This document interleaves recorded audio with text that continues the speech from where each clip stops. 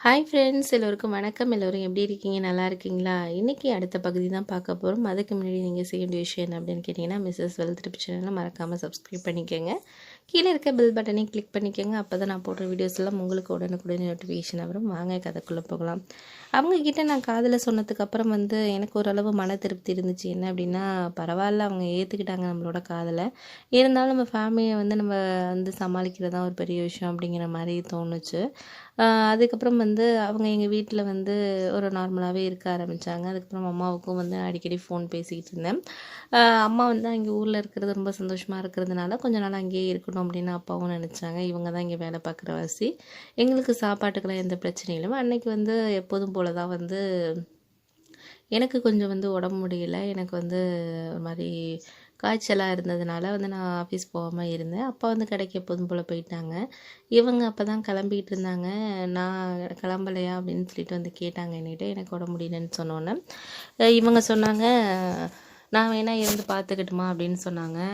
இல்லை, நீங்கள் வேணாம், நீங்கள் வேலைக்கு போங்க, நான் பார்த்துக்கிறேன் அப்படின்னு சொன்னேன். சரின்னு சொல்லிவிட்டு அவங்களும் கிளம்பி போயிட்டாங்க.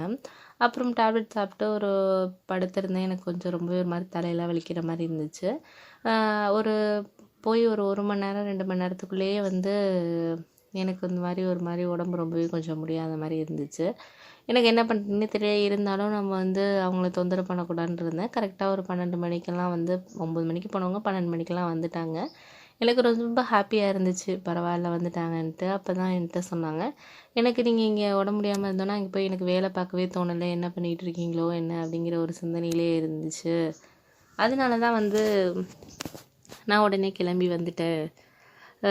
என்ன பண்ணுறது எனக்கு புரியல, வாங்க ஹாஸ்பிட்டல் போகலாமா அப்படின்னு கேட்டாங்க. அதுக்கு இல்லை, அதெல்லாம் வேண்டாம், ஏதாச்சும் வெந்நீர் கொஞ்சம் வச்சு கொடுங்க, அதுவே போதும், நான் கொஞ்சம் நேரம் டேப்லெட் போட்டு தூங்குறேன் அப்படின்னு சொன்னேன். நான் உங்களுக்கு சமைக்கிறேன், கீரை அந்த மாதிரி பண்ணுறேன், நீங்கள் சாப்பிடுங்க, சாப்பிட்டிங்கன்னா கொஞ்சம் சரியாயிடும், ஒரு மருந்து மாதிரி நான் கஷாயம் வச்சு தரேன் உங்களுக்கு, அதில் எல்லாம் இதெல்லாம் கலந்து வர்றதுனால இந்த நாட்டு மருந்து விஷயங்கள்லாம் அதில் நான் போடுறேன், எங்கள் பாட்டி எனக்கு சொல்லி கொடுத்துருக்காங்க, அதை நம்ம நான் உங்களுக்கு இது பண்ணி தரேன், அதனால் சரியாயிடும், நீங்கள் அதெல்லாம் ஒன்றும் ஃபீல் பண்ணாதீங்க அப்படின்னு. அதெல்லாம் ஒன்றும் கிடையாது, நான் அதெல்லாம் சாப்பிட்டது கிடையாது இது வரைக்கும் அப்படின்னா. இல்லை, நீங்கள் இது முதல் தடவையாக இருந்தாலும் நீங்கள் இதை சாப்பிட்டு பாருங்கள், சரியாயிடும் அப்படின்னு சொல்லிட்டு அப்புறம் அவங்க ஒரு மருந்து ரெடி பண்ணி கொடுத்தாங்க. அதுக்கப்புறமா அதை சாப்பிட்டதுக்கப்புறம் சரியாயிடுச்சு. எனக்கு கொஞ்சம் நேரத்துலேயே ஒரு 3 மணிக்கெலாம் சரியாயிடுச்சு. அந்த நேரத்தில் அவங்க எனக்கு வெந்நீர் வச்சு காலெல்லாம் ரொம்ப இருந்ததுனால, அழுக்காக இருந்ததுனால வெந்நீர் ஒத்தடம் கொடுக்கறதுக்காக எடுத்துகிட்டு வந்தாங்க.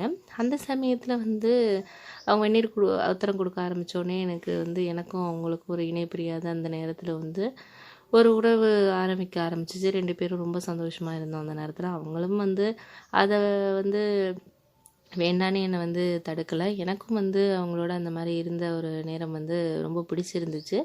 ரொம்ப ஒரு இனிமையாகவும் இருந்துச்சு அப்படின்னு தான் சொல்லணும். அந்தளவுக்கு ரொம்ப பிடிச்சிருந்துச்சு. அன்னையிலேருந்து எங்கள் கூட அந்த உறவு ஆரம்பிச்சிச்சு. அது மாதிரி சில நாட்கள் நாங்கள் ரொம்ப சந்தோஷமாகவே இருக்க ஆரம்பித்தோம். அந்த நாட்களில் எனக்கு ஒரு இணைப்பிரியாத நாட்கள் அப்படின்னு தான் சொல்லணும். அதுக்கப்புறம் கொஞ்சம் நாள் கழித்து, ஒரு 10-15 நாள் கழித்து என்னென்னா, அம்மா இந்த மாதிரி ஊர்லேருந்து வரேன் அப்படின்னு சொல்லி எனக்கு ஃபோன் பண்ணாங்க. நானும் அம்மாவை போயிட்டு அழைச்சிட்டு வந்தேன். அம்மா வந்ததுக்கப்புறம் பரவாயில்ல, வீடெல்லாம் ரொம்ப சுத்தமாக இருக்குது, அந்த பொண்ணு நல்லா தான் பார்த்துக்கிறா அப்படின்னு சொல்லி அம்மா பேசிகிட்டு இருந்தாங்க. அப்புறம் ஊரில் நடந்த விஷயங்கள்லாம் என்கிட்ட அன்றைக்கி ஞாயிற்றுக்கிழமைங்கிறதுனால எல்லா விஷயத்தையும் அப்பாக்கிட்டேயும் என்கிட்டையும் எல்லாத்தையும் ஷேர் பண்ணிக்கிட்டு இருந்தாங்க. அந்த சமயத்தில் இவங்களும் இன்றைக்கி வீட்டில் லீவுங்கிறதுனால அவங்களோட எல்லா வேலைகளையும் செஞ்சுக்கிட்டு இருந்தாங்க. அப்புறம் கொஞ்சம் நேரம் கழித்து நான் போயிட்டு கொஞ்ச நேரம் ரெஸ்ட் எடுக்கிறேன்னு சொல்லிவிட்டு அம்மா போய் தூங்க ஆரம்பிச்சிட்டாங்க.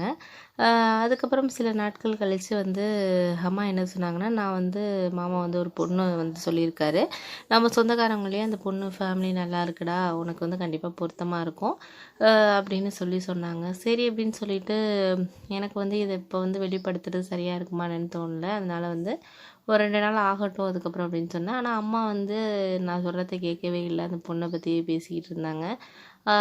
அதுக்கப்புறம் நான் ஒரு வழியாக அம்மாக்கிட்ட தனியாக பேசணும் அப்படின்னு சொல்லிட்டு யாருமே இல்லாத நேரத்தில் அம்மாக்கிட்ட அந்த விஷயத்த நான் சொல்லிட்டேன். இந்த மாதிரி அவங்கள விரும்புகிறேம்மா அப்படின்னு சொன்னதுக்கு அம்மாவால் அந்த இதை ஏற்றுக்கவே முடியல, நீ கண்டிப்பாக அவங்கள கல்யாணம் பண்ணக்கூடாது அப்படிங்கிற மாதிரி நிறைய விஷயங்கள் பேசினாங்க.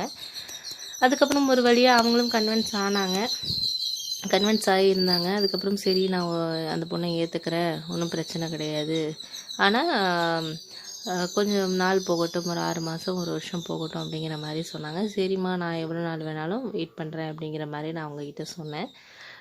அதுக்கப்புறம் வந்து என்ன ஒரு ஒரு அதிர்ச்சி காத்திருந்துச்சு எனக்கு அப்படின்னா, ஒரு வாரம் கழித்து வந்து அவங்க வந்து ஒருத்தர் அழைச்சிட்டு வந்தாங்க. அதாவது சூப்பர் மார்க்கெட்டில் வேலை பார்க்குற ஒருத்தர் அழைச்சிட்டு வந்து எங்கள் அம்மாக்கிட்ட, நான் வந்து இவரை திருமணம் பண்ணிக்கணும்னு ஆசைப்பட்றேன், நீங்கள் எனக்கு கல்யாணம் பண்ணி வைங்க அப்படிங்கிற மாதிரி சொன்னாங்க. அவருக்கு அம்மா அப்பா யாரும் கிடையாது.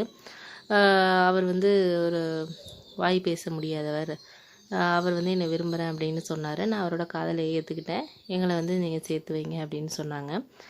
எங்கள் அம்மாவுக்கு ஒன்றுமே புரியல. என்னடா இவன் வந்து இந்த பொண்ணு லவ் பண்ணுறேன்னு சொல்லிக்கிட்டு இருந்தான், இந்த பொண்ணு யாரையும் அழைச்சிட்டு வந்து இந்த மாதிரி சொல்லுது அப்படின்னு சொல்லிட்டு வீட்டில் அம்மாவுக்கு ஒன்றுமே புரியாமல் எனக்கு ஃபோன் பண்ணாங்க. அதுக்கப்புறம் நான் ஆஃபீஸ்லேருந்து உடனே வந்தேன்.